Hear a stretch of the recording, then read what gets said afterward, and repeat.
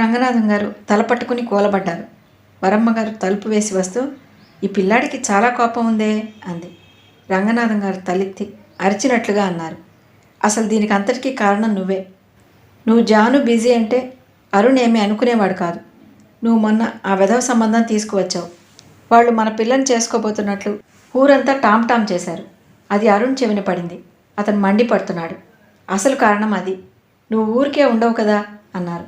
"అయ్యో రామా, ఇది మరీ బాగుందండి. నేనేం చేశాను?" అంది వరమ్మగారు. జాహ్నవికి ఈ మాటలు వినిపిస్తూనే ఉన్నాయి.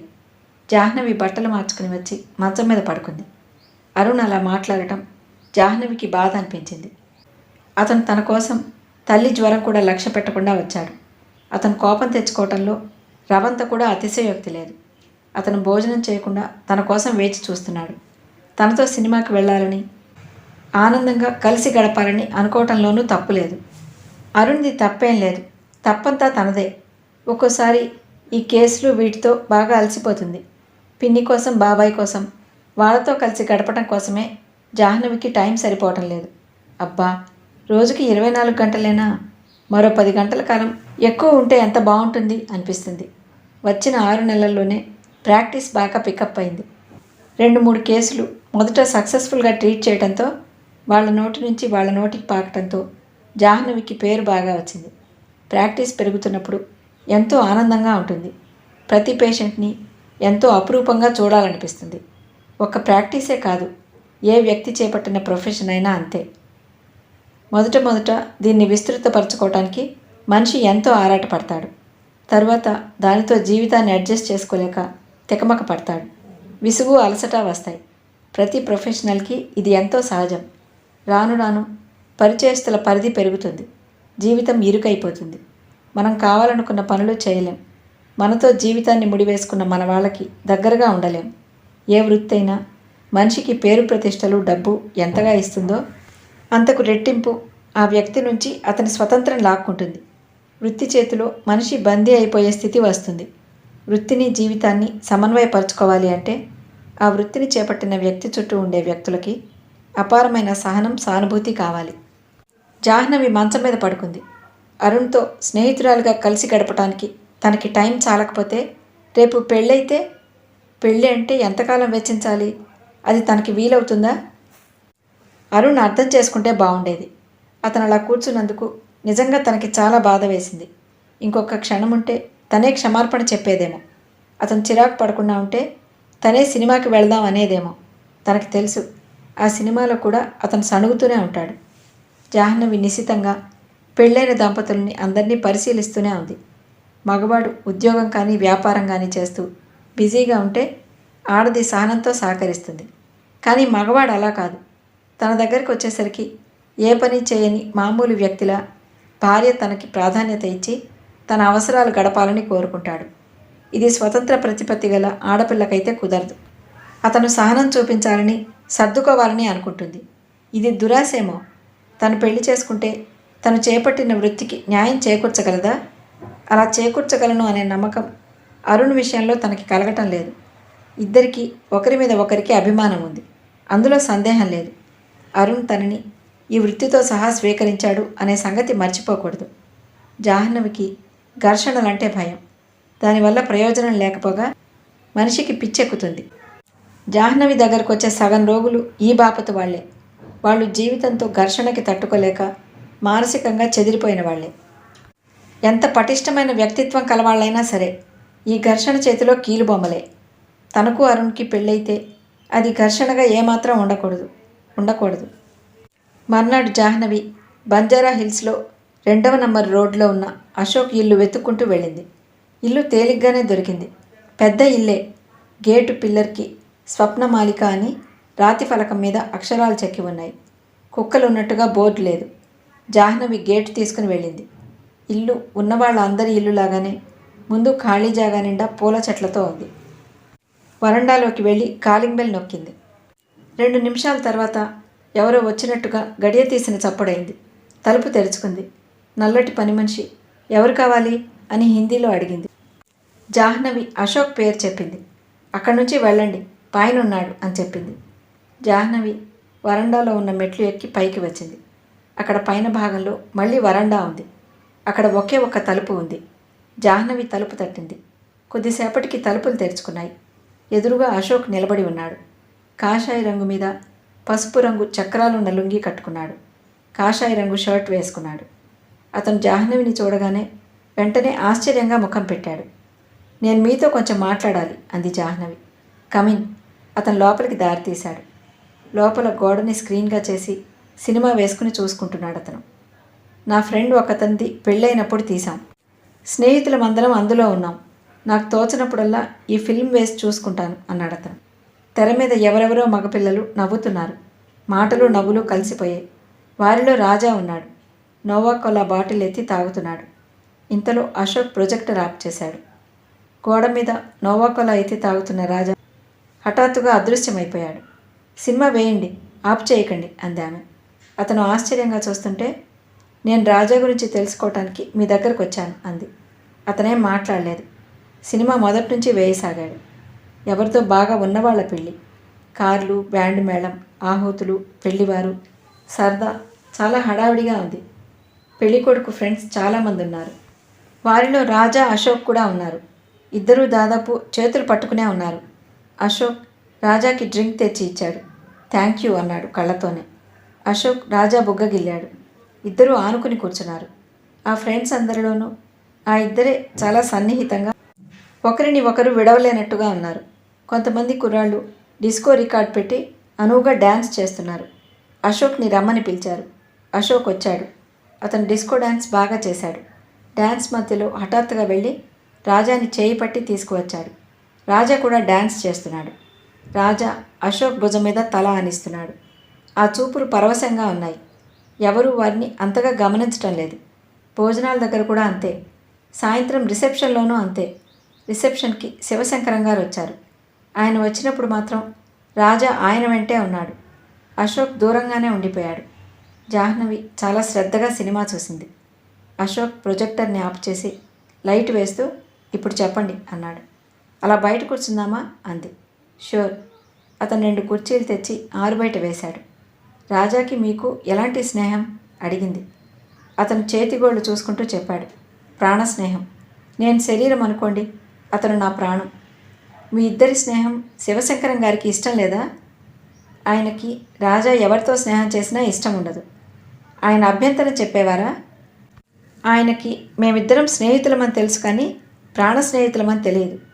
తెలియకుండా జాగ్రత్త పడ్డారా? అతను తల ఊపాడు. చివరికి తెలిసిందా? అతను తల ఊపాడు. అవునన్నట్టు తల ఊపాడు. అప్పుడు ఆయన ఏం చేశారు? రాజాని నా దగ్గరికి రానియలేదు. రాజాతో మాట్లాడటం కానీ ఫోన్ చేయటం కానీ చేస్తే చంపేస్తానని నౌకరు ద్వారా కబురు చేశారు. ఏ నౌకరు? రాబర్టేనా? అవును, వాడే. రాజాని మెసలనీయడు. నీడలా వెంటే ఉంటాడు. ఆయనంటే హనుమంతుడంత విశ్వాసం, భక్తి ఉన్నాయి. రాజాని కలవాలని మాట్లాడాలని మీరు చూడలేదా? ఎంతగానో చూశాను, కానీ వీలు కాలేదు. వాడు మెడ్రాస్ వెళ్లే ముందు కూడా నా దగ్గరకు వచ్చాడు. 2 రోజుల్లో వచ్చేస్తానని చెప్పాడు. అంతలో అక్కడ ఏమైందో తెలియదు. తిరిగి వచ్చేసరికి తండ్రినే గుర్తుపట్టడం లేదు అన్నారు. పిచ్చి అంటున్నారు కొంతమంది. దెయ్యం పట్టింది అంటున్నారు కొంతమంది. ఏది నిజమో తెలియదు. వాడిని ఒక్కసారి చూడాలని ప్రాణం తప్పించిపోతోంది. వీలు కావటం లేదు. గుర్తుకు వచ్చినప్పుడల్లా ఈ సినిమా వేసుకుని చూసుకుంటాను. కొద్దిగా శాంతిగా ఉంటుంది. రాజా స్వభావం ఎలాంటిదో చెప్పగలరా? చాలా మంచివాడు. మనుషుల్లో అంత మంచివాళ్ళు ఉంటారంటే మనం నమ్మలేం. చీమకి హాని జరిగినా వాడి మనసు రెపరెపలాడుతుంది. అంత సున్నితమైన మనసు వాడిది. అతను కళ్ళు చిట్లించి చూశాడు.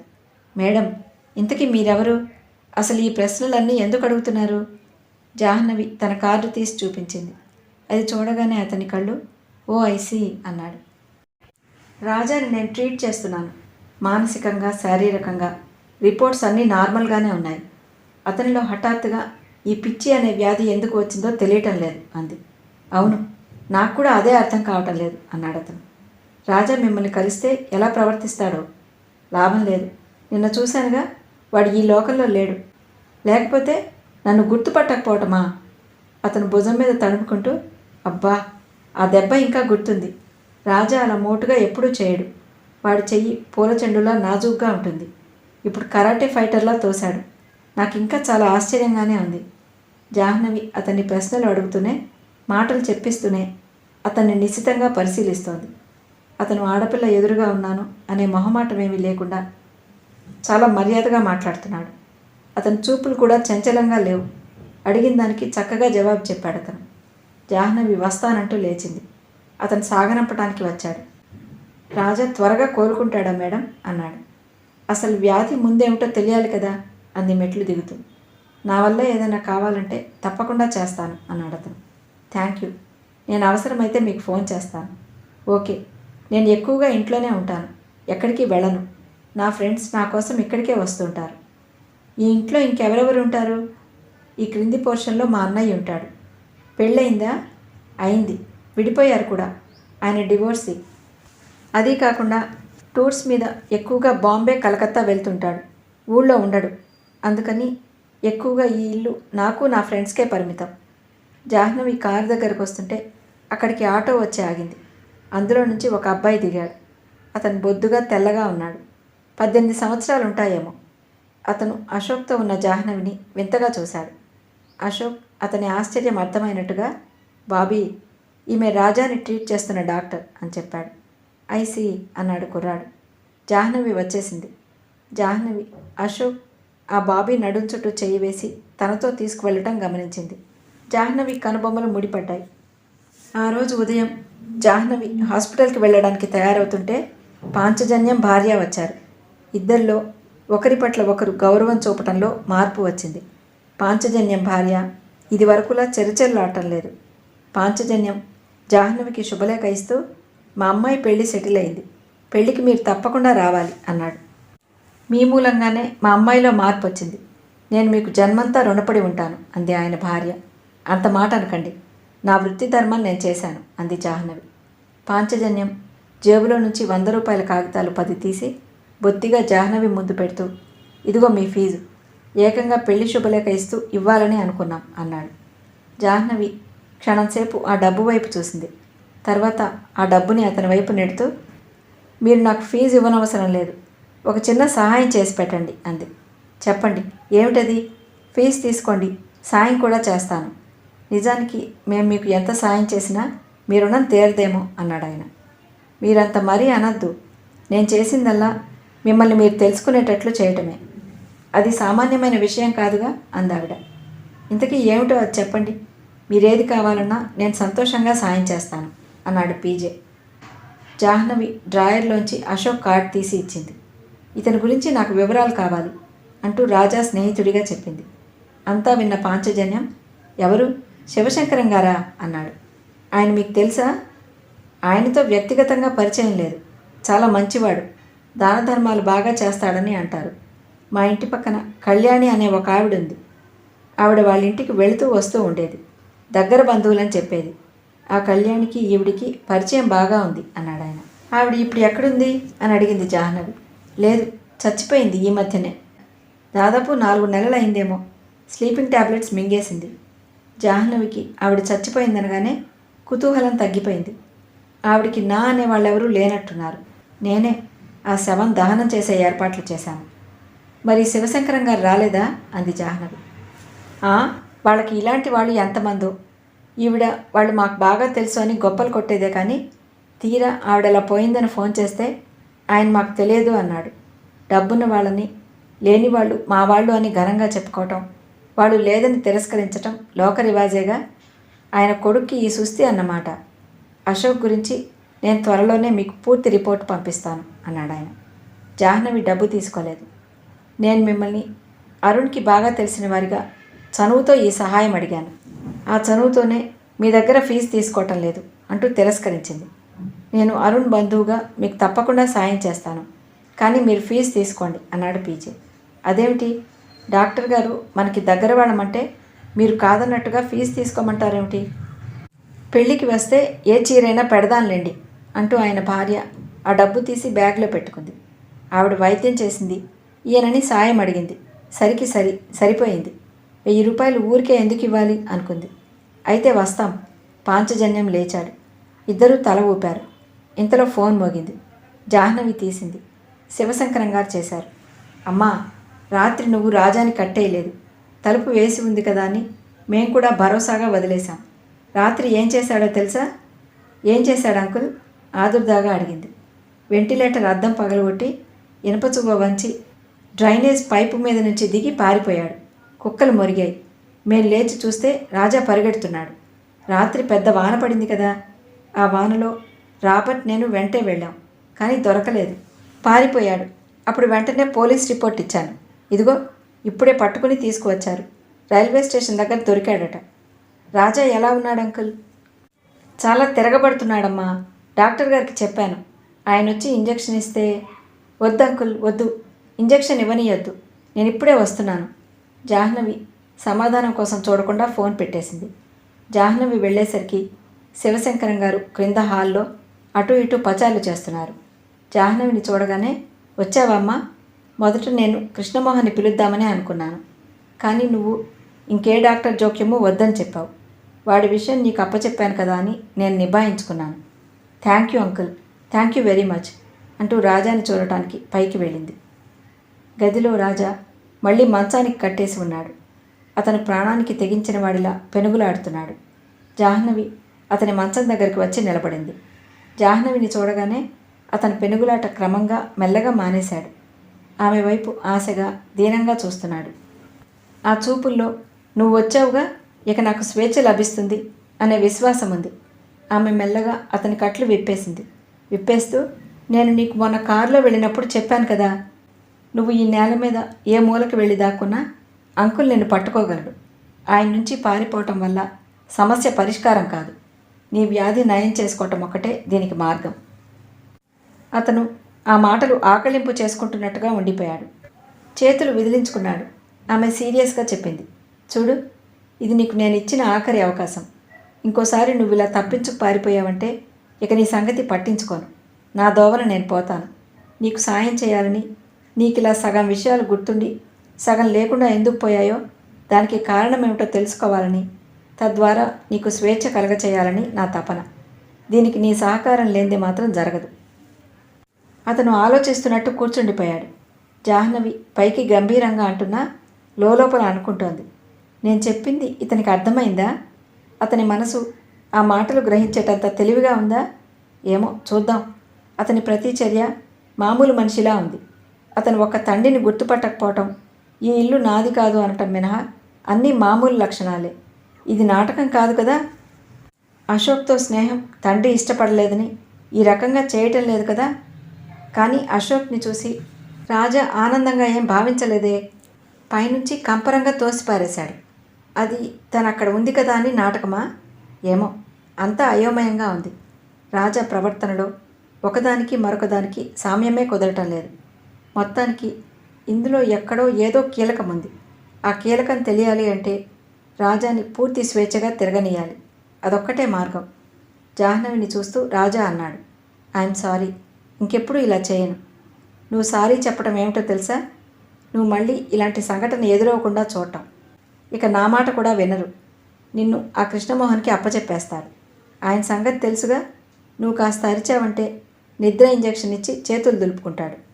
నో, అతని తల అడ్డంగా వేగంగా తిప్పాడు. జాహ్నవి ఆ మాటలు చెప్తుంటే అతని కళ్ళల్లో భయం రెపరెపలాడింది. నా మీద నమ్మకం ఉంటే ఇంకెప్పుడు ఇలా చెయ్యవు నువ్వు అంది. నమ్మకం ఉంచుతాను, చెయ్యను ఆర్తిగా చూస్తూ అన్నాడు. ఈ క్షణంలో ఈ దేవత రాకపోతే తనకి ఆ మంచం నరకం మళ్ళీ మొదలయ్యేదే. ఈ అమ్మాయి తనకి సాయం చేయాలని తాపత్రయపడుతున్న మాట నిజమే. నేను సాయంత్రం వస్తాను, నిన్ను షికారుకు తీసుకువెళ్తాను. జాహ్నవి వెళ్ళబోతూ అంది. ఇంకా కొంచెంసేపు ఉండకూడదు దీనంగా అడిగాడతను. జాహ్నవి తిరిగి చూసింది. పనుంది, సాయంత్రం వస్తాను. ఎన్నింటికి? 6 గంటలకి. అబ్బా, అతను మూలిగినట్టు చూశాడు. ఓకే, ధైర్యం తెచ్చుకుంటున్నట్లు అన్నాడు. జాహ్నవి వెళుతూ యాదయ్యకి రాబర్ట్కి రాజాని కట్టివేయొద్దని గట్టిగా హెచ్చరించటం అతనికి వినిపిస్తూనే ఉంది. జాహ్నవి క్రిందకి వెళ్ళి కారు దగ్గరికి వెళుతుంటే అతను కిటికీ దగ్గరికి వెళ్ళి చూశాడు. ఎవరి అమ్మాయి? వీళ్ళందరిలా తనని పిచ్చివాడిగా భావించటం లేదెందుకు? అతను ఆలోచనలో పడిపోయాడు. సాయంత్రం అయింది. జాహ్నవి అతని కోసం సరిగ్గా 6 గంటలకు వచ్చింది. రాజాని నాతో బయటికి తీసుకువెళ్తాను అంకుల్. ఈసారి రాబర్ట్ యాదయ్య వెంటొద్దు అంది. అమ్మో, వాళ్ళు లేకుండానా? అన్నారాయన. ఏం పర్వాలేదు, నా మీద మీరు నమ్మకం ఉంచండి. వద్దమ్మా, నువ్వు ఆడపిల్లవి. వాడు నిన్ను 2 కొట్టి పారిపోయినా పారిపోతాడు. అంతగా అయితే రాబర్ట్, యాదయ్య నీ కారులో కాకుండా వెనక జీప్లో వస్తారు, సరేనా? సరే, కానీ వాళ్ళు వస్తున్నట్లు రాజాకి తెలియనియద్దు. సరే అన్నారాయన. జాహ్నవి మేడ మీదకి వచ్చింది. పరదా తొలగించుకుని రాజా గదిలో అడుగుపెట్టిన ఆమె ఒక్కసారిగా ఆశ్చర్యపోయింది. కొత్త వ్యక్తిని చూస్తున్నట్టుగా కళ్ళు విభ్రాంతిగా అయ్యాయి. ఆమె కళ్ళు రాజానే చూస్తున్నాయి. అతను గడ్డం షేవ్ చేసుకున్నాడు. పచ్చని రంగేమో గడ్డం చేసుకున్నంత మేర ఆకుపచ్చగా నీడలు తేలి కనిపిస్తోంది. పక్కపాపిడి తీసుకుని తల నీట్గా దువ్వుకున్నాడు. తెల్లటి ప్యాంట్ షర్ట్ ధరించాడు. షర్టు చేతులు మోచేతుల వరకు మడుచుకున్నాడు. కుర్చీలో కూర్చుని పేపర్ చదువుకుంటున్న అతను ఆమెను చూడగానే లేచాడు. అతని ముఖంలో ఆనందం కాంతిలా మెరిసింది. నమస్తే అన్నాడు. ఆమె ఇంకా మాట్లాడలేనట్టుగా చూస్తోంది. మీరెప్పుడొచ్చారు? నేను ఇప్పటికి 4-5 సార్లు కారు చప్పుడైనప్పుడల్లా కిటికీ దగ్గరికి వెళ్ళి చూస్తాను. కానీ మీరు కాకుండా ఇంకెవరి కారో అయ్యేది. మీరు ఇంక రారేమోనని అనుకుంటున్నాను అన్నాడు. జాహ్నవి ఇంకా అతన్నే చూస్తోంది. ఆ కళ్ళల్లో ఆశ్చర్యం, ఆనందం తొణికిసలాడుతున్నాయి. వెరీ గుడ్ అంది. నేను మీరు వెళ్ళినప్పటి నుంచి బాగా ఆలోచించాను. నేను ఈ పోటు నుంచి వేలితో చూపిస్తూ ఆ మంచానికి బందీని కాను, మీకు బందీని, సరేనా? మీరెలా చేయమంటే అలా చేస్తాను. అతను హఠాత్తుగా చేతులు జోడించాడు. కానీ సాధ్యమైనంత త్వరలో ఈ ఇంటి నుండి, ఈ పిచ్చి వాళ్ళ నుండి నన్ను విముక్తుడిని చేయండి, లేకపోతే నాకు పిచ్చెక్కేట్టుగా ఉంది. అతని కంఠం చివరి మాటలు అంటుంటే జీరబోయింది. నేను తప్పకుండా ప్రయత్నిస్తాను అంది జాహ్నవి.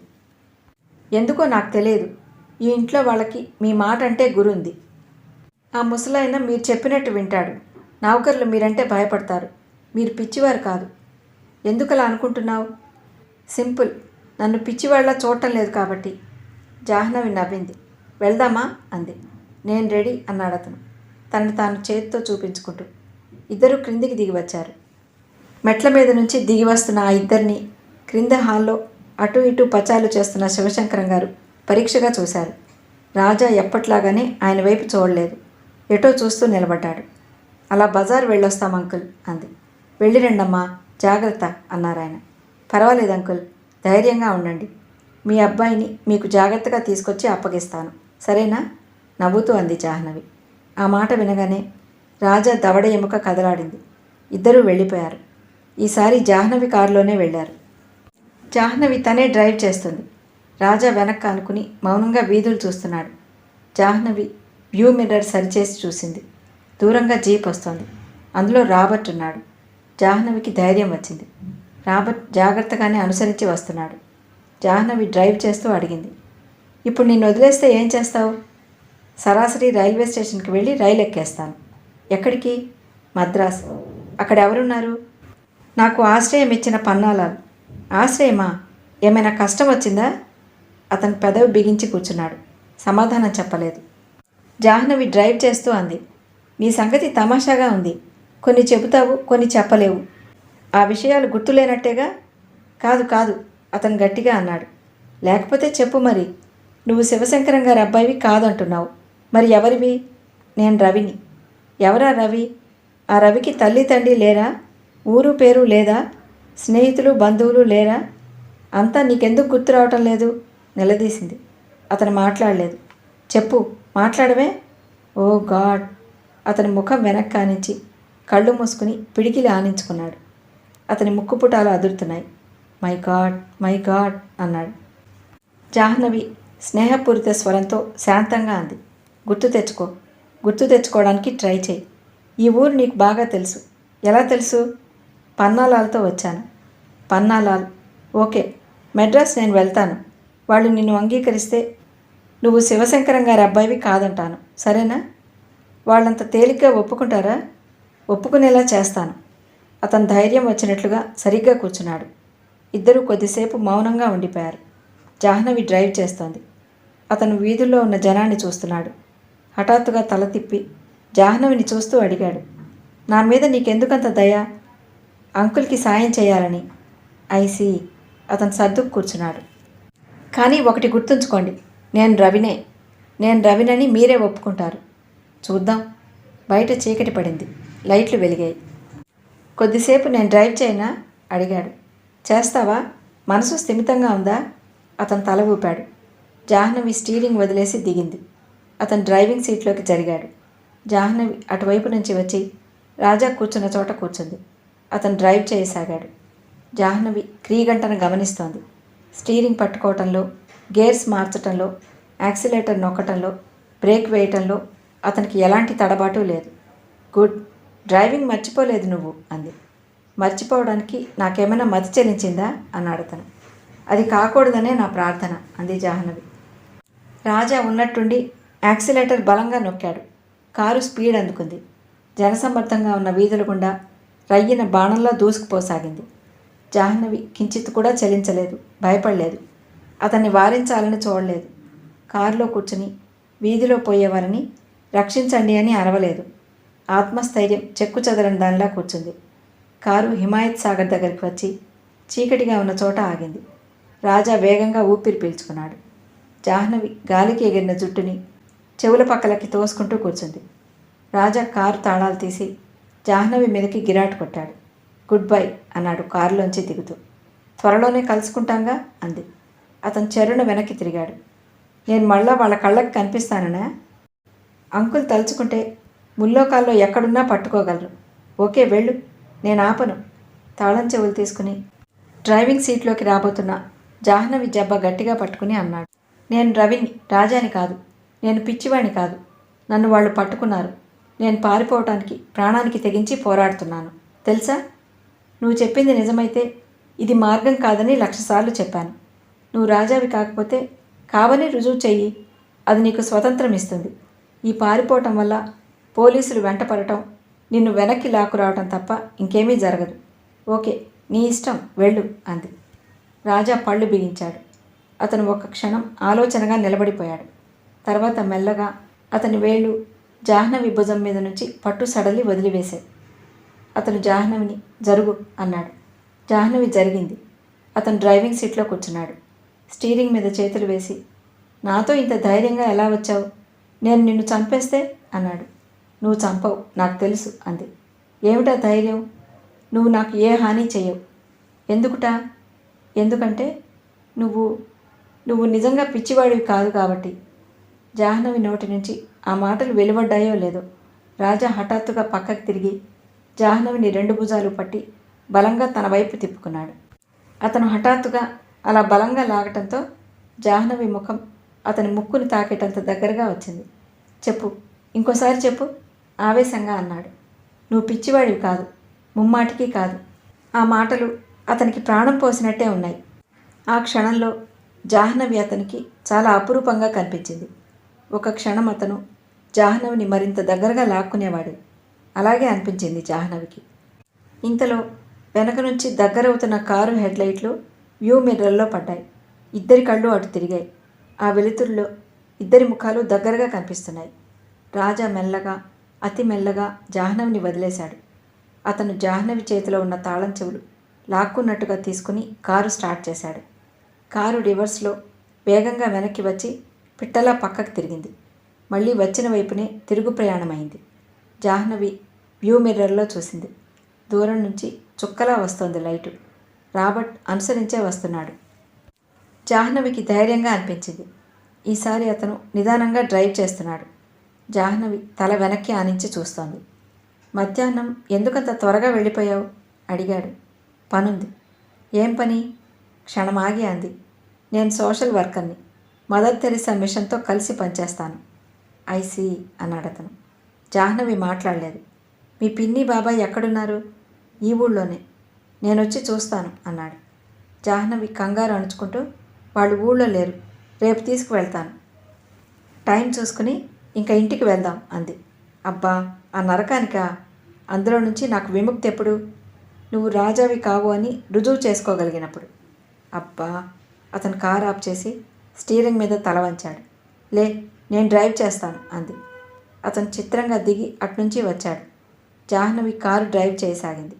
ఇద్దరూ మౌనంగా కూర్చుండిపోయారు. రంగనాథం గారు, వరమ్మ గారు బంధువుల ఇంట్లో సత్యనారాయణ వ్రతం ఉంటే భోజనానికని వెళ్ళారు. ఆ రోజు ఆదివారం. జాహ్నవి ఇంట్లోనే ఉంటుంది. అరుణ్ణి భోజనానికి రమ్మనమని పిలిచారు. ఇంతలో అనుకోకుండా ఈ పిలుపు వచ్చింది.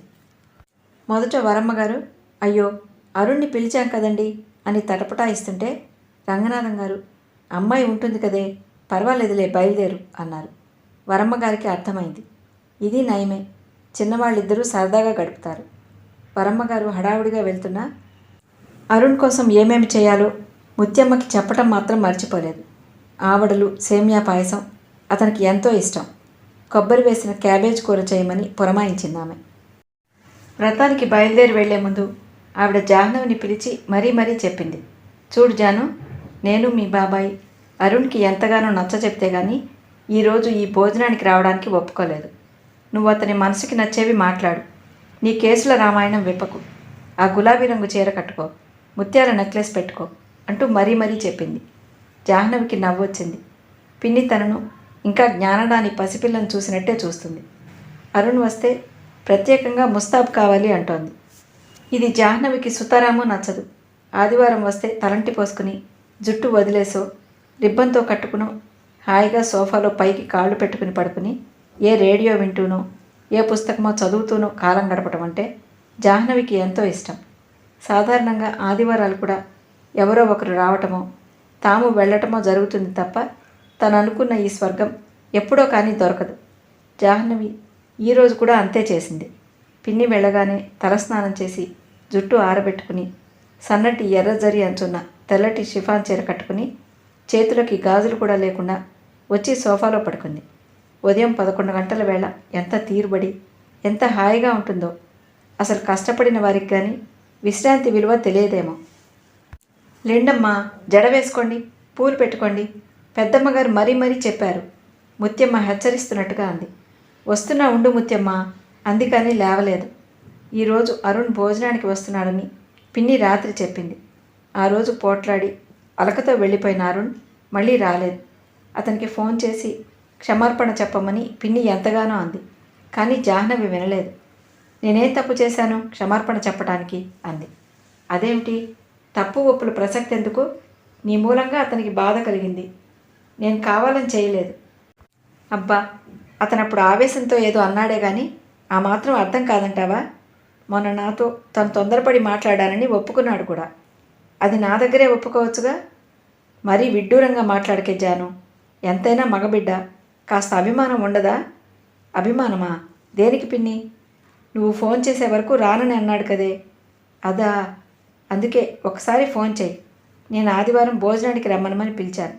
ఏమన్నాడు? జాహ్నవిని చెప్పమనండి అన్నాడు. బాగుంది, నేనెందుకు చెప్పాలి? ఇదంతా వింటున్న రంగనాథం గారు కల్పించుకున్నారు. చెప్పమ్మా, చెబితే ఏం పోతుంది? అరుణ్కి కాస్త పట్టుదల ఎక్కువ. అది మర్చిపోతే మళ్ళీ ఇట్టే కరిగిపోతాడు. పింతండ్రి కూడా చెప్పిన తర్వాత జాహ్నవి ఇక తర్కించలేదు. జాహ్నవి గమనిస్తూనే ఉంది. ఆయనని బాధ పెట్టడం జాహ్నవికి ఏమాత్రం ఇష్టం లేదు. అందుకే తటపటాయించిన వెంటనే ఫోన్ తీసి, హలో అరుణ్, ఆదివారం లంచ్కి రా అంది. ఆదివారమా? ఆ స్వరంలో బెంకం కనిపిస్తోంది. ఏ వీలు కదా? చూస్తాను. నువ్వు ఇంట్లోనే ఉంటావా? ఉంటాను. నాకు పని ఉంది, అయినా వీలు చూసుకుంటాను. కానీ ఒక్క షరతు. ఏమిటది? నువ్వు ఆ రోజు కేసులు చూడకూడదు. సరే, థ్యాంక్ యూ అన్నాడు. వరమ్మగారు, రంగనాథం గారు ఈ ఫోన్ సంభాషణ శ్రద్ధగా వింటున్నారు. అరుణ్ వస్తానన్నాడు పిన్ని అంది జాహ్నవి. నేను చెప్పానుగా, అతను నీ పిలుపు కోసమే చూస్తున్నాడు అంది వరమ్మగారు. ఆ రాత్రి వరమ్మగారు భర్తని సాధిస్తూ అంది. చూసారా, మీరు చెప్తే జాను వింటుంది. పెళ్ళికి తొందర చేయండి అంటే వినరు. మీరు లగ్నం పెట్టించండి, అది తల ఉంచుకుని మెడలో పుస్తే ముడి వేయించుకుంటుంది. నీ మొహం, నువ్వు దాన్ని సరిగ్గా అర్థం చేసుకుంటేనా? జాను ఊహ తెలిసిన పిల్లే. అది అరుణ్ని ఇష్టపడితే వాళ్ళిద్దరూ మనకి చెప్పాలే. మనం చేసుకోమంటే చేసుకునేందుకు ఈ పిల్లలు మనలాంటి పాతతరం అనుకుంటున్నావా? ఏ, మనకిప్పుడు ఏమైంది? మనం సుఖంగా లేమా? చిన్నప్పుడు జరిగిన పెళ్ళిళ్ళు వేరు. అప్పుడు మన మనసులకేమీ తెలియదు. పెళ్ళయిన తర్వాత అర్థం చేసుకోవటానికి జీవితం అంతా టైం ఉండేది. ఇప్పటి వాళ్ళు వేరే. వాళ్ళు అర్థం చేసుకోవడానికి ముందే టైం తీసుకుంటారు. ఎందుకంటే పెళ్ళయిన తర్వాత ఇద్దరికీ పడకపోతే టైం వేస్ట్ అవుతుందని భయం. ఏమిటో మీ మాటలు నాకెప్పుడూ అర్థం కావు కదా. పర్వాలేదులే, జీవితంలో 3 వంతులు అయిపోయింది. ఇప్పుడు ఇంకా అర్థం కాకపోయినా పర్వాలేదు వేదాంతంగా అన్నారాయన.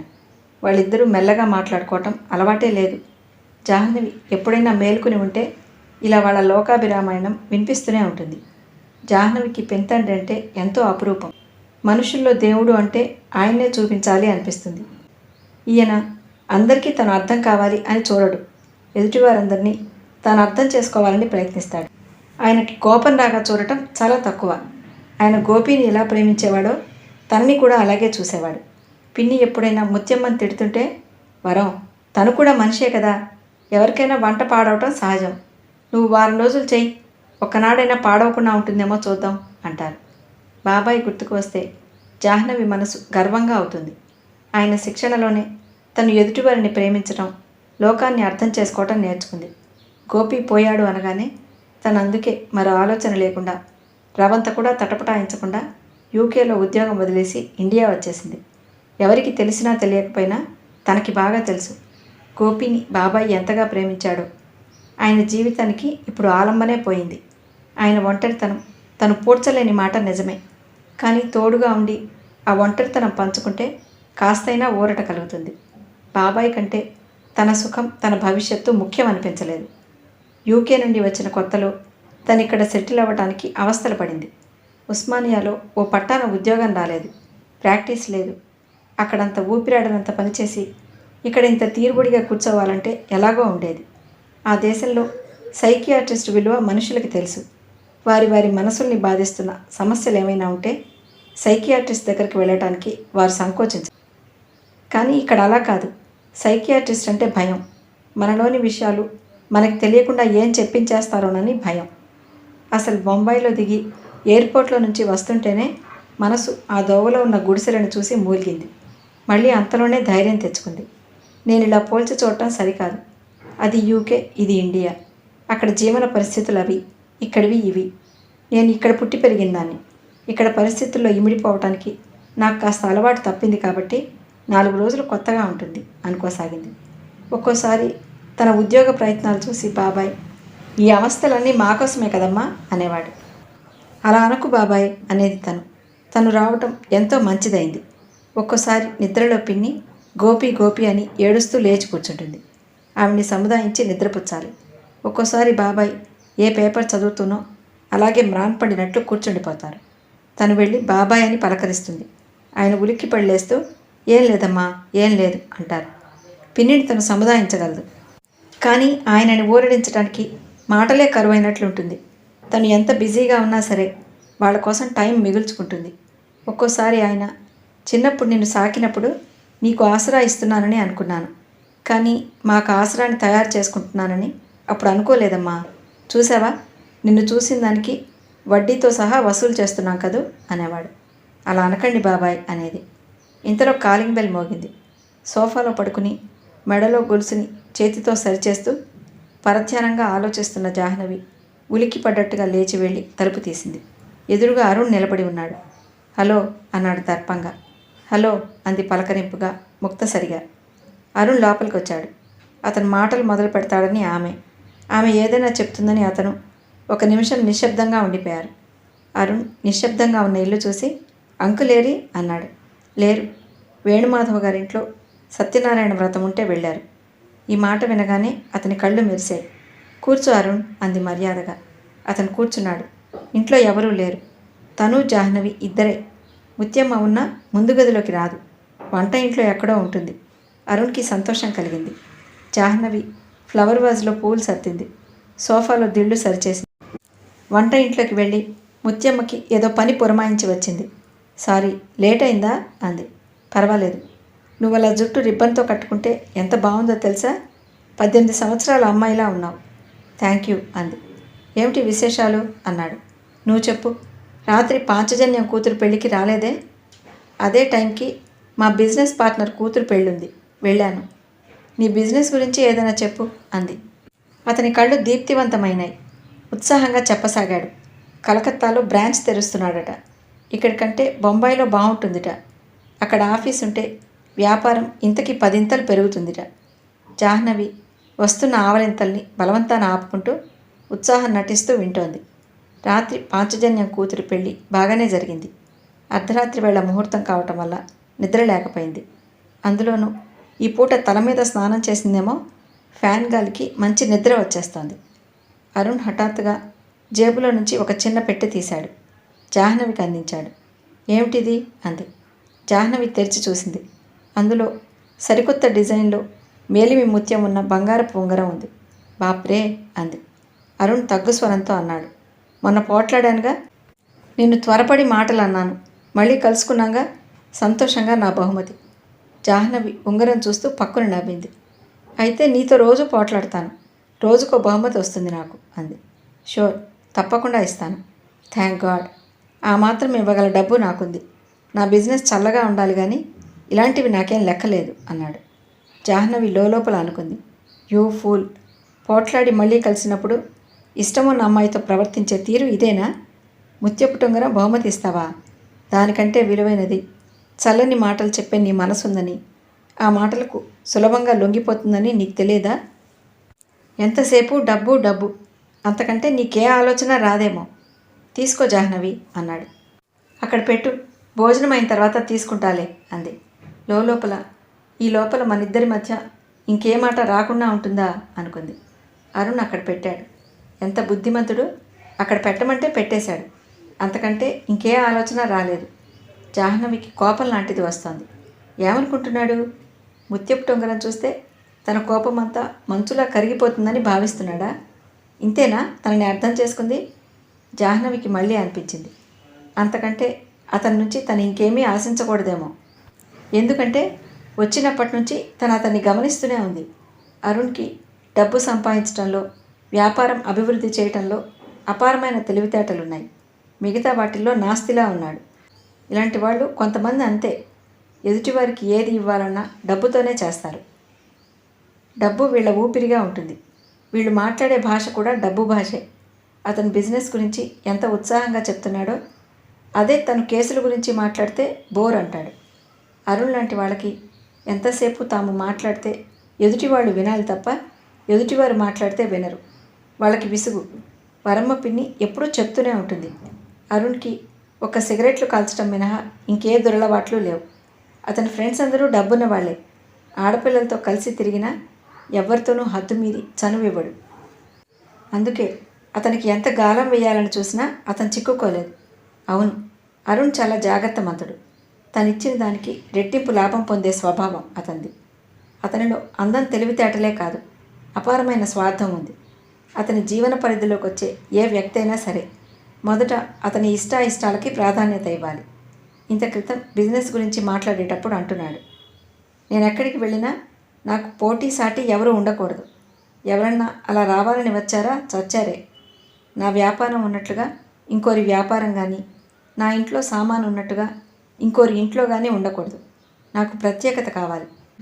నా చుట్టుపక్కల ఎవరూ లేనంతగా నేను డబ్బు గల వాడిని అయి ఉండాలి.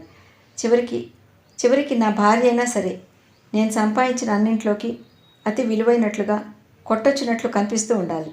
లేకపోతే నాకు తృప్తి ఉండదు. నాకు పిల్లలు పుడితే ఎవరూ పెరగనంత దర్జాగా, సుఖంగా, క్రమశిక్షణగా పెరగాలి. అతను ఉత్సాహంగా చెప్తుంటే జాహ్నవి అనుకోసాగింది. అర్థమైంది అరుణ్, అర్థమైంది. నీతో జీవితం ముడివేసుకున్న వారంతా నువ్వు గీసిన పరిధిలో ఉండాలి. వాళ్ళు నీ కోసం నీ పరువు దర్జా నిలబెట్టగలగాలి. లేకపోతే వాళ్ళు చచ్చారన్నమాటే. నీ కోపానికి ఆహుతవుతారు. అర్థమవుతోందిలే. నువ్వు చెప్పినట్టు వింటే వాళ్ళని అభిమానం చూపించి బహుమతులతో ముంచెత్తుతావు. లేకపోతే నీ శిక్షకి గురవుతారు కాబోలు. జాహ్నవి కళ్ళ ముందు కదులుతోంది. ఇతన్ని పెళ్లాడితే తన జీవితం ఎలా ఉంటుంది? ఇతని కోసం వేచి చూస్తూ, ఇతని పరువు దర్జా నిలబెట్టడానికి అహర్నిశలు ప్రయత్నిస్తూ, అయ్యగారికి కోపం వస్తుందేమో అన్నట్లు నౌకర్లతో సమంగా తను భయపడుతున్నా, బాప్రే ఏమిటి ఆలోచిస్తున్నావు అన్నాడు అతను. జాహ్నవి ఉలిక్కి పడ్డట్టు చూసింది. ఏం లేదు. చెప్పకూడదా? అది కాదు అరుణ్, నువ్వు ఇన్ని చోట్ల నీ బిజినెస్ బ్రాంచెస్ తెరుస్తానని అంటున్నావు కదా, వారిని మేనేజ్ చేసుకోవటం కష్టం కాదా అని ఆలోచిస్తున్నాను. ఇందులో కష్టమేముంది? ఎక్కడికక్కడ పకడ్బందీగా మనుషుల్ని ఏర్పాటు చేస్తాను. 2 నెలల క్రితం అకౌంటెంట్ ఒకడు లెక్కలు తారుమారు చేసి 1,50,000 కొట్టేశాడు. నేను పట్టుకున్నాను. వాడు దాంతో బిల్డింగ్ కొన్నాడు. మేము అది స్వాధీనం చేసుకున్నాం. అప్పటి నుంచి ఏం చేశానో తెలుసా? ఇలాంటి పొరపాట్లు జరగకుండా జాగ్రత్త పడటానికి కట్టుదిట్టం చేశాను. జాహ్నవికి ఈ కట్టుదిట్టం చేశాను అనే మాట వినగానే మనసులో ఎక్కడో ఏదో టప్పున నొక్కినట్లుగా మూత తెరుచుకుంది. సరిగ్గా అలా జరగకుండా కట్టుదిట్టం చేశాను. ఎవరన్నారు ఆ మాట? అకౌంటెంట్ మీద 2 వ్యక్తుల్ని తనిఖీ ఏర్పాటు చేశాను అరుణ్ చెప్తున్నాడు. కానీ జాహ్నవికి ఆ మాటలు తలకెక్కటం లేదు. ఎవరన్నారు ఈ మాట? సుదీర్ఘంగా ఆలోచిస్తోంది. చటుక్కున గుర్తొచ్చింది. శివశంకరం గారు అన్నారు. రాజాని నాగరాజు వాళ్ళు ఎత్తుకుపోయి చంపాలని ప్రయత్నం చేసినప్పుడు రాజాకి ఏదైనా ప్రమాదం జరిగితే దాని గురించి తెలుసుకోవటానికి కట్టుదిట్టం చేశాను. ఏమిటా కట్టుదిట్టం? అదేమిటో ఆయన చెప్పారా? గుర్తుకు తెచ్చుకుంది. చెప్పలేదు. అరుణ్ ఉత్సాహంగా ఇంకా తన వ్యాపార వృద్ధి గురించి చెప్తుంటే అతన్ని వారిస్తూ 1 నిమిషం అని సోఫాలో నుంచి ఉరికినట్టుగా దిగి వెళ్ళి ఫోన్ తీసుకుని నంబర్ డయల్ చేసింది. మాటని మధ్యలో ఆపేసిన అరుణ్ వెనక్కి ఆనుకుని కూర్చున్నాడు. జాహ్నవి అవతల రిసీవర్ తీసిన చప్పుడు వినగానే, హలో అంకుల్, నేను జాహ్నవిని మాట్లాడుతున్నాను. మీరు నాకు ఒక విషయం వివరంగా చెప్పాలి అంది. ఏమిటమ్మా అది? జాహ్నవి ఊపిరి తీసుకోనట్టుగా అడిగింది. అదా అమ్మా, నేను 3 లాయర్లని ఏర్పాటు చేశాను. వాళ్ళు సీతాపతి గారని, గోపీనాథం గారని, చక్రపాణి గారని చాలా సమర్థులు, పెద్ద మనుషులు. రాజాకి ఏదైనా ప్రమాదం జరిగితే వాళ్ళు దాని గురించి నిశితంగా ఆ ప్రమాదం ఎలా జరిగింది, అది సహజమైందా లేదా, ఎవరైనా కుట్ర పనినదా అని బాగా శోధించి చూస్తారు. రాజాని ఎవరైనా ప్రమాదానికి గురి చేస్తే ఈ లాయర్ల పరిశోధనల నుంచి తప్పించుకోవటం కష్టం. ఈ 3 లాయర్లు రాజాకి హాని తలపెట్టిన వ్యక్తిని ఎక్కడున్నా సరే పట్టి చీల్చి చెండాడతారు. ఆ విధంగా అయితే ఏ డబ్బు మీద ఆశతో రాజాకి అపాయం తలపెడతారో ఆ డబ్బు దక్కకపోగా ఆ దుష్టుల మీద రాజా కోసం ప్రతీకారం తీర్చినట్టు కూడా అవుతుంది. అది నేను చేసిన ఏర్పాటు. అయినా ఇప్పుడు అదెందుకమ్మా అన్నారు. ఏం లేదు అంకుల్, గుర్తుకొచ్చింది. ఇది చాలా ముఖ్యమైన సంగతి. ఇన్నాళ్ళు నేను అడగలేదని గుర్తుకొచ్చింది. రాజా ఏం చేస్తున్నాడు? పైన గదిలో ఉన్నాడు. గొడవ చేయటం లేదుగా? ప్రస్తుతానికి ఏం లేదు. ఆ మంత్రగాడు ఏం చెప్పాడంటే కొద్ది రోజులు ఇది తగ్గినట్టే తగ్గి మళ్ళీ విజృంభిస్తుందట. నాన్సెన్స్. అదంతా మీరు నమ్ముతారా అంకుల్? అరుణ్ మధ్యలో ఏదో చెప్పబోయాడు. జాహ్నవి అతన్ని మాట్లాడవద్దన్నట్లు చేత్తో వారించింది. ఆ లాయర్ల గురించి చెప్పండి అంకుల్ అంది. శివశంకరం గారు చెప్పసాగారు. జాహ్నవి శ్రద్ధగా వింటున్నట్లుగా అనసాగింది. చెప్పండి తర్వాత అంటూ ఫోన్ తీసుకుని వెళ్ళి దూరంగా అక్కడున్న కుర్చీలో కూర్చుని వినసాగింది. అవతల నుంచి శివశంకరం గారు ఏదో చెప్తున్నారు. జాహ్నవి పరిసరాలు మర్చిపోయినట్లే అత్యంత శ్రద్ధగా ఏకాగ్రతతో ఆయన చెప్పేది వింటోంది. అరుణ్ సిగరెట్ తీసుకుని వెలిగించుకున్నాడు. లేచి గదిలో అటు ఇటు పచారులు చేయసాగాడు. 1కి 2 సార్లు జాహ్నవి దగ్గరికి వచ్చి ఏదో చెప్పబోతే జాహ్నవి ఆగమన్నట్లు చేత్తో వారించింది. జాహ్నవి శివశంకరం గారితో మాట్లాడి తనకు కావాల్సిన పూర్తి వివరాలు వింది. తర్వాత ఫోన్ పెట్టేసింది. ఫోన్ వైర్ సరిచేస్తూ చాలాసేపు ఆలోచనలో మునిగిపోయినట్లుగా అలాగే కూర్చుండిపోయింది. ఇంతలో ముత్యమ్మ గుమ్మలో నుంచి తొంగి చూస్తూ, అమ్మాయి గారు వడ్డించరా అంది.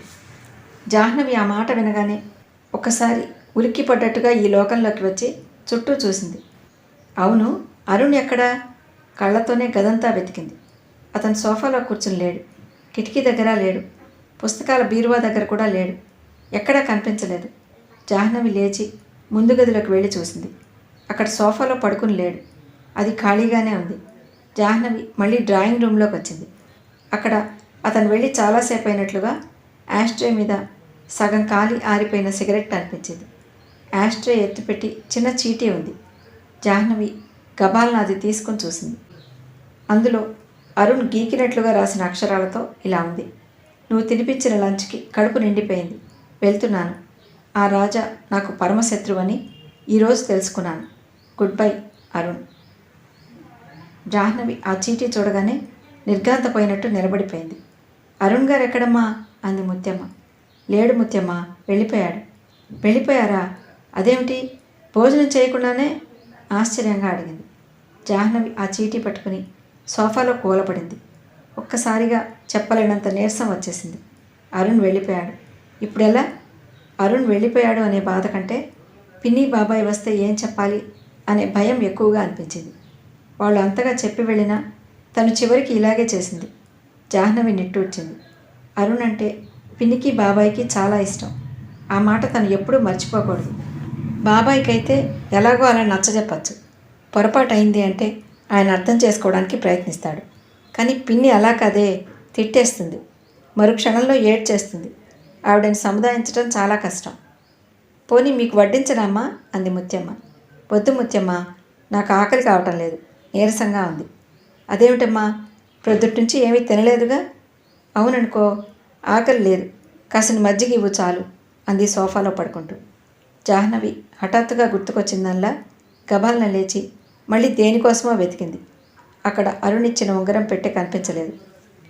జాహ్నవి ముఖం మీద చూస్తుండగానే చిరునవ్వు వచ్చింది. అయితే అరుణ్ దాన్ని తీసుకువెళ్ళటం మర్చిపోలేదన్నమాట. ఈసారి నిశ్చింతగా వెనక్కి వాలి పడుకుంది. తనకి తాను నచ్చ చెప్పుకోసాగింది. ఇందులో నా తప్పేం లేదు. ఏ ఆడపిల్లకైనా ప్రేమించిన వాడు ఎదురుగా ఉంటే ఇంకే విషయమో గుర్తుకు రాకూడదు. అయినా గుర్తుకొచ్చిందంటే ఆ ప్రేమలో ఏదో లోపం ఉందన్నమాటే. బహుశా అరుణ్ కూడా నాలాగే ఆలోచించి ఉండాలి. అరుణ్ కేసుల గురించి తను మర్చిపోయేట్టు చేయగలిగితే బాగుండేది. అతన్ని తను కావాలని బాధ పెట్టలేదు. అరుణ్ ఇలా వెళ్ళిపోకుండా తన చేతిలో ఫోన్ లాగి గిరాటు కొట్టినట్టయితే బాగుండేదేమో. అది తను సహిస్తుందా ఏమో. బాబాయ్కి పిన్నికి అరుణ్ని తను చేసుకోవాలని ఆకాంక్ష. వారి తృప్తి కోసం అతన్ని తను చేసుకోవటానికి సుముఖతనే చూపిస్తోంది. కానీ అరుణ్తో చనువు పెరిగి అతని మనసు అర్థమవుతున్న కొద్దీ జాహ్నవికి బెరుకు కలగసాగింది. అతను కోరినట్లు తను ఉండగలదా? అతన్ని అతనుగా తను భరించగలదా? జాహ్నవి ఆలోచనలో పడింది. జాహ్నవి ఆ రోజు అప్పుడే నర్సింగ్ హోమ్ నుంచి వచ్చింది. టైం 4 గంటలు కావస్తోంది. ఉదయం కాఫీ తాగుతుండగా ఫోన్ వస్తే పరిగెత్తింది. వనజ అనే 25 సంవత్సరాల యువతి 2 వారాల క్రితం డెలివరీ అయింది. డెలివరీ అయిన 8వ రోజున హిస్టీరియా వచ్చేసింది. బట్టలు చింపటం, జుట్టు పీక్కోవటం మొదలుపెట్టింది. లేడీ డాక్టర్ ఏవో మందులు ఇచ్చింది. తగ్గిపోతుందిలే అనుకున్నారు. కానీ వనజ 10వ రోజున రాత్రి పక్కన ఉయ్యాల్లో పడుకుని ఉన్న చంటి బిడ్డను కంఠం పిసికి చంపేసింది. తల్లి ఇది చూసి గొల్లుమంది. పిల్ల చచ్చిపోయింది. వనజకి వచ్చిన వ్యాధి పేరు ప్యూర్ పర్ల్ సైకోసిస్ అంటారు. డెలివరీ అయిన కొత్తలో ఈ వ్యాధి వచ్చే ప్రమాదం ఉంది. ఆ కేసు తనకు అప్పచెప్పారు. తను ట్రీట్ చేసింది. బిడ్డ ఆరోగ్యం బాగాలేదని, నిలోఫర్లో డాక్టర్ల జాగ్రత్తలో ఉన్నదని నచ్చ చెప్పింది. వనజకి బాగా తగ్గింది. పిల్లని చూస్తానని ఏడుపు మొదలుపెట్టింది. వనజకి ఏం చెప్పాలో ఎవరికీ తోచలేదు. చివరికి ఒకరోజు గయ్యాళి అత్త, ఇంకెక్కడి బిడ్డ, నువ్వు ఆ పిచ్చిలో పీక పిసికి చంపేశావు అంది. వనజ నిర్ఘాంతపోయింది. తల్లిని తండ్రిని నిజం చెప్పమని ఏడ్చింది. వాళ్ళు తన దగ్గరకు పరిగెత్తుకు వచ్చారు. వనజతో రోజు 1 గంట గడిపి జరిగిన దురదృష్టానికి బాధపడవద్దని, ఇంకొక పాపని ఎత్తుకోమని ఎంతగానో చెప్పింది. వనజ ధైర్యం తెచ్చుకున్నట్లే కనిపించింది. నర్సింగ్ హోమ్ నుంచి ఇంటికి పంపించారు. కానీ 2 రోజులు కూడా అవ్వలేదు. వనజ ఈరోజు తెల్లవారుజామున ఉరిపోసుకుని చచ్చిపోయింది. పక్క మీద పెట్టిన చీటీలో, అమ్మా నాన్న నన్ను క్షమించండి, నేను పాపని హత్య చేసిన సంగతి మర్చిపోలేకపోతున్నాను. అది ఒక జబ్బులో జరిగింది అని మనసు ఎంత సరిపెట్టుకుందామన్నా రాజీ పడలేకపోతున్నాను. నా చేతులు చూస్తే నాకు భయం వేస్తోంది. నాకు నిద్ర పట్టడం లేదు. మీ సంతోషం కోసం నేను మర్చిపోయినట్లు నటిస్తున్నానే తప్ప అసలు మరవలేకపోతున్నాను. ఇలాగే ఉంటే నాకు పిచ్చెక్కుతుంది. నేను బ్రతికినన్నాళ్ళు ఈ నరకం నాకు తప్పదు. అందుకే చచ్చిపోతున్నాను అని ఉంది. ప్రొద్దుటే ఫోన్ వస్తే తను పరిగెత్తింది. వనజ శవం చూస్తుంటే ఎంతో బాధ వేసింది. ఒక్కోసారి అంతే, వైద్యురాలిగా తను విజయం సాధించానని గర్వపడే లోపల అపజయం వికటాటహాసం చేస్తుంది. ఈ వృత్తిలో ఎప్పుడూ నయం చేసిన కేసులు గుర్తుండవు. ఫెయిల్ అయినవే ఎక్కువగా గుర్తుండిపోతాయి. ఎంత దిటవు చేసుకున్నా మనసు గట్టిగా ఉండదు. జాహ్నవి స్నానం చేసి టిఫిన్ తిని కాఫీ తాగి వచ్చి కూర్చుంది. వరమ్మ భోజనం చేయమ్మా అంటే, వద్దు పిన్ని, ఆకలి లేదు అంది. ఆవిడ వెంటనే టమాటో బాత్ చేసి తినమని బలవంతం చేసింది. వచ్చి మ్యూజిక్ ఆన్ చేసి పేపర్ తిరగేస్తూ కూర్చుంది. ఒక్కోసారి ఇలా మరీ బాధగా అనిపించినప్పుడు మ్యూజిక్ వింటూ ఇంకే ఆలోచనలు లేకుండా గడిపితే మనసు కాస్త ఊరట చెందుతుంది. ఈరోజు కూడా అరుణ్ ఫోన్ చేయలేదు అంది వరమ్మగారు. పోనీ పిన్ని అంది. ఒక వ్యక్తి అభిమానం కోసం ప్రాకులాడే వయసా ఇది అనిపించసాగింది.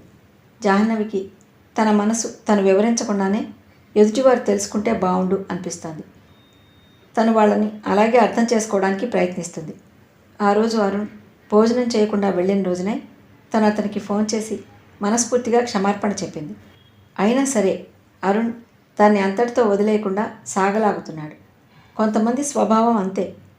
వారు అధికులం అనే అహం అంతరాంతరాల్లో ఉంటుంది. ఆ అహానికి ఎదుటివారు తలవంచి పూజలు సలపాలి అని ఆశిస్తారు. అలా చేయని వారిని సాధిస్తారు. అరుణ్కి తనకి మధ్య వ్యక్తిత్వాల సంఘర్షణ ఎక్కువగా కనిపిస్తోంది. ఇంతలో కాలింగ్ బెల్ మోగింది. ముత్యమ్మ వెళ్ళి తలుపు తీసింది. పీజే లోపలికి వచ్చాడు. తీరుబడిగా ఉన్నావా అమ్మాయి అన్నాడు. ఆయన అడుగు పెట్టగానే అడిగే మొట్టమొదటి మాట ఇదే.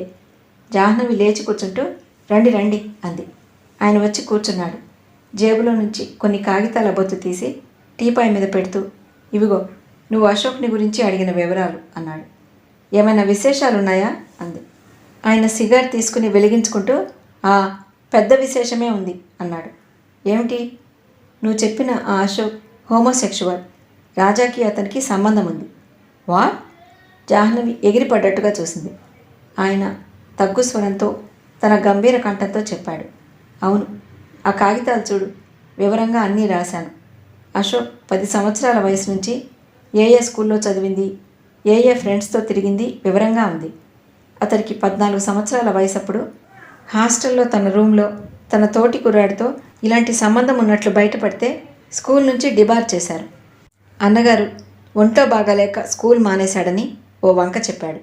ఆ తర్వాత అతను స్కూల్లో చేరలేదు. ప్రైవేట్గా పరీక్షలన్నీ పాస్ అయ్యాడు. అతనిలో ఈ వెధవ గుణం తప్పితే ఇంకే దుర్గుణమూ లేదు. చాలా నిఖార్సైన మనిషి, మంచివాడు, ఇతరులకి సాయం చేస్తాడు. కాకపోతే బాగా ఖర్చు పెట్టే స్వభావం వల్ల ఎప్పుడూ అప్పుల పాలవుతూ ఉంటాడు. అన్నగారు చాలాసార్లు ఇంట్లోంచి వెళ్ళిపోమని తిట్టినా అతను వినలేదు. అన్న భార్యతో విడిపోయాడు. అన్న చాలా కోపిష్టి. అతనెప్పుడు వ్యాపార రీత్యా ఊళ్ళు తిరుగుతూ ఉంటాడు. ఇంటి పైభాగం ఇతందే. అక్కడికి ఫ్రెండ్స్ వచ్చి వెళ్తూ ఉంటారు. ఇంట్లో ఆయా తప్ప ఎవరూ ఉండరు. రాజాకి అతనికి ఎలా పరిచయం? ఊపిరి బిగబట్టి అడిగింది. ఎలా అయిందో తెలియదు కానీ ఇద్దరూ ప్రాణ స్నేహితులు. రాజా స్నేహమైన తర్వాత అశోక్ మిగతా ఫ్రెండ్స్ని చాలా వరకు వదిలేశాడు. అశోక్ రాజా ఇంటికి వెళ్ళి వస్తూ ఉండేవాడు. ఆ ఇంట్లో అతనికి బాగానే చనువు ఉండేది. శివశంకరం గారు భార్య ఎవరైనా ఊళ్ళు వెళ్లాల్సి వస్తే రాజాకి ఏ పరీక్షలో ఉంటే అశోక్ని ఇంట్లో అతనికి తోడుగా ఉంచి వెళ్ళేవారు. దాదాపు 2 నెలల క్రితం రాజా అశోక్కి తండ్రికి తెలియకుండా 20,000 ఇచ్చి అతని అప్పులు తీర్చాడు. ఇది తెలిసిన ఆయన మండిపడ్డారు. అశోక్ని ఇంటికి రావడానికి వీల్లేదని, రాజాతో మాట్లాడితే చంపేస్తానని బెదిరించారు. అశోక్కి రాజా అంటే ఇష్టం. అతను లేదే ఉండలేడు. మధ్య స్నేహితుల ద్వారా ఎన్నోసార్లు కబురు చేశాడు. కానీ రాజా రాలేదు. ఎందుకంటే రాజా తండ్రి మాట జవదాటడు. ఇది ఆయనకి తెలుసా అంది జాహ్నవి. తెలిసినట్టు లేదు. ఆ వివరం తెలియాలంటే అశోక్తో స్వయంగా మాట్లాడాలి అన్నాడు ఆయన. అశోక్ మనతో ఈ వివరాలు మాట్లాడతాడా? అడిగి చూడాలి. నా తమ్ముడి కొడుక్కి అతను తెలుసు. వాడి ద్వారా అడిగిస్తాను. ఆయన వెళ్ళటానికి లేచాడు. కూర్చోండి, కాఫీ తాగుదురు గాని అంది జాహ్నవి. వద్దమ్మా, నేను ఒక పని మీద ఇటే వెళ్తున్నాను. సరే దోవే కదా అని వచ్చాను. నీకు ఇవి ఇచ్చేస్తే నా పని అయినట్టే కదా అన్నాడు ఆయన. థ్యాంక్ యూ వెరీ మచ్ అంది. నేను చేయాల్సిన సాయం పూర్తయిందిగా నవ్వుతూ అడిగాడు. పూర్తయిందో మొదలైందో నేను ఇప్పుడే చెప్పలేను అస్పష్టంగా అంది. ఆయన్ని వాకిటి వరకు సాగనంపి తిరిగి వచ్చింది. జాహ్నవి తిరిగి రాగానే అప్పటికప్పుడే అశోక్ గురించిన రిపోర్ట్స్ అన్నీ వివరంగా చదివేసింది. పీజే అన్నమాట నిజమే. అశోక్ని గురించిన వివరాలలో ఈ ఒక్క బలహీనత మినహా ఇంకే దుర్గుణాలు లేవు. ఇది శివశంకరం గారికి తెలుసా? ఏమో, ముందు అశోక్తో మాట్లాడాలి. జాహ్నవి వెంటనే ఫోన్ తీసి అశోక్కి డయల్ చేసింది. అవతల నుంచి రిసీవర్ తీయగానే జాహ్నవి తనను తాను పరిచయం చేసుకుంటుంటే అతని మర్యాద నిండిన స్వరంతో మిమ్మల్ని నేను మర్చిపోలేదు మేడం అన్నాడు. ఒక్కసారి నేను నీతో మాట్లాడాలి అంది జాహ్నవి. నాతోనా? అతని కంఠంలో ఆశ్చర్యం ప్రతిధ్వనించింది. అవును. ఎందుకు? దేని గురించి? రాజా విషయం. అవతల 1 నిమిషం నిశ్శబ్దం ఏర్పడింది. ఆ తర్వాత అన్నాడు. ఎప్పుడు రమ్మంటారు చెప్పండి అన్నాడు. ఎల్లుండి సాయంత్రం 5 గంటలకి.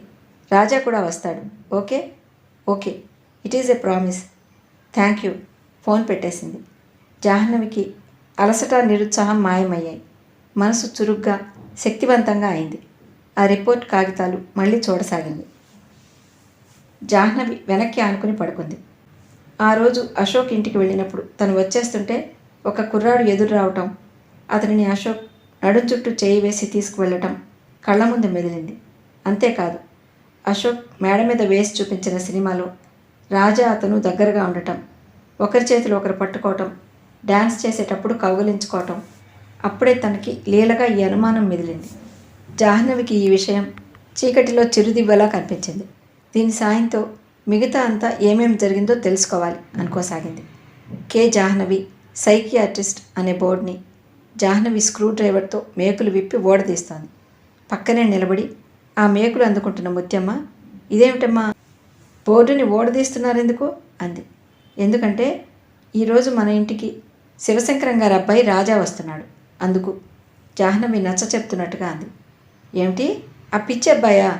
ముత్యమ్మ ఇంకా ఏదో అనబోతుంటే జాహ్నవి, ఆ మాట అతను ఎదురుగా అన్నావంటే నీ పీక నులిమేస్తాడు అంది.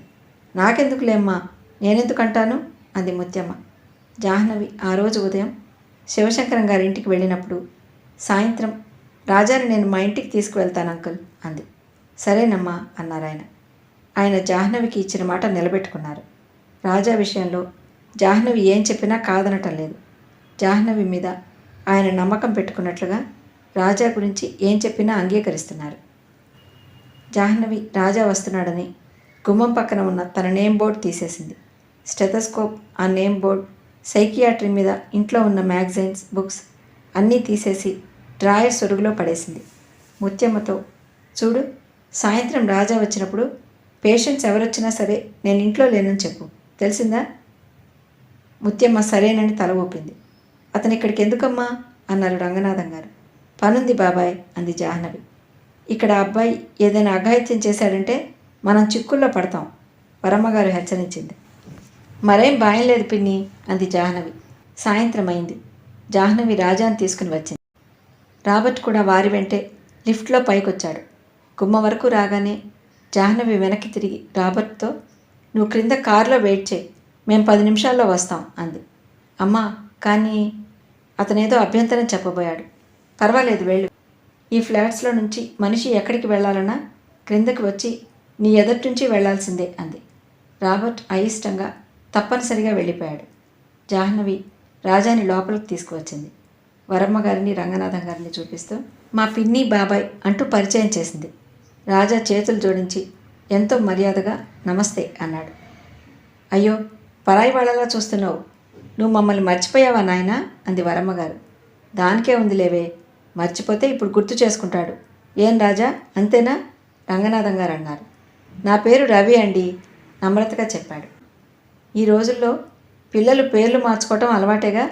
నన్ను అడిగితే రాజా అనే పేరు కంటే రవే బాగుంది, అంగీకరిస్తున్నట్టు అన్నాడు.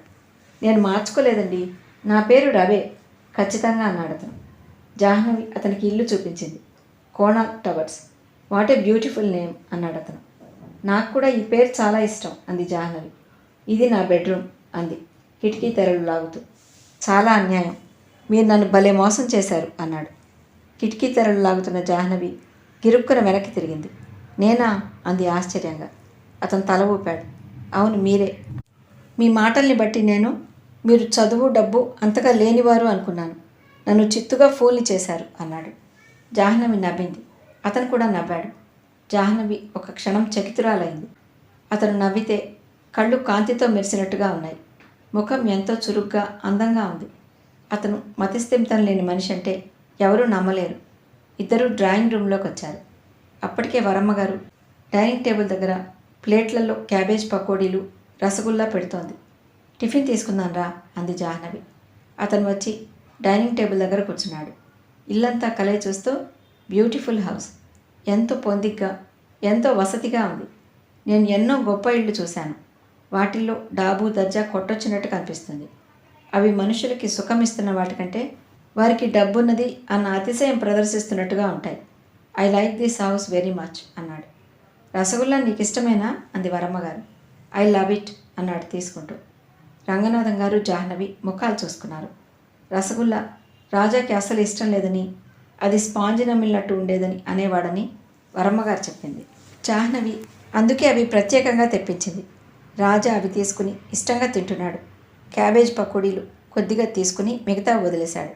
హార్లిక్స్ తాగుతావా అంది వరమ్మగారు. హార్లిక్సా? నేను మధ్యాహ్నం టీ తప్ప ఏదీ తాగను అన్నాడు. జాహ్నవి ముత్యమ్మని టీ తెమ్మని పురమాయించింది. అతను టీ తాగుతూ అక్కడ కూర్చోలేదు. అటూ ఇటూ తిరగసాగాడు. అతన్ని చూస్తుంటే ఈ స్వేచ్ఛని ఆనందంగా అనుభవిస్తున్నట్టుగా ఉన్నాడు. జాహ్నవి గోపి ఫోటో చూపించింది. అతని మరణవార్త కూడా చెప్పింది. అతను ఓ క్షణం ఆ ఫోటోని తదేకంగా చూశాడు. ఏమిటో, కొంతమంది పిల్లలకి తల్లిదండ్రులు ఉండరు, కొంతమంది తల్లిదండ్రులకి పిల్లలు దూరం అవుతారు. మొత్తానికి ఏ మనిషిని చూసినా ఏదో ఒక బాధ ఉండి తీరాల్సిందే అన్నాడు. అతను బాల్కనీలోకి వచ్చి అక్కడి నుంచి క్రింద దిగువగా రోడ్డు మీద చీమల్లా మెల్లగా వెళ్తున్న కారుల బారుల్ని చూశాడు. జాహ్నవి అతనికి దగ్గరగా వచ్చింది.